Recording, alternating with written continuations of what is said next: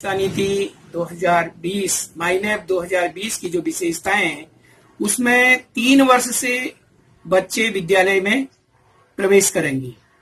शिक्षा का माध्यम मातृभाषा अथवा स्थानीय भाषा होगी, जो जहां जिस लोकेलिटी में जैसी भाषा चल रही है वो होगी। इसके अलावा कक्षा 6 से 8 तक वोकेशनल कोर्स या व्यावसायिक शिक्षा मिलेगी। 5 वर्ष तक का बालक पूर्व प्राथमिक कक्षा या आंगनवाड़ी में रहेगा और खेल खिलौनों के माध्यम से वह शिक्षा लेगा।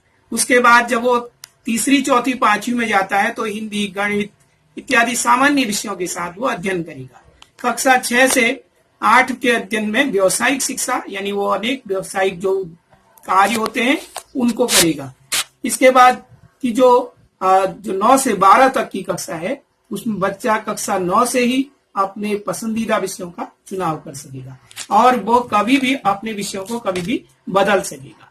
अब उसमें विषय कैसे होंगे कि जो आर्ट्स का विद्यार्थी है वो साइंस और कॉमर्स इत्यादि विषयों को अगर रुचि रखता है तो उन्हें भी अपनी पढ़ाई के साथ ले सकता है। उसी तरह जो विद्यार्थी साइंस या कॉमर्स का है वो आर्ट संबंधी इतिहास, भूगोल इत्यादि विषय अगर वो अध्ययन करना चाहता है, उसकी रुचि है, तो वो उनको भी ले सकता है। और इसका तो सरकार का जो है कि उन्होंने 2030 तक इसको जो है 100% माध्यमिक कक्षाओं में जो है 100% जो उसका एनरोलमेंट है, बच्चों का प्रवेश है, उसको 100% करने की उनकी है।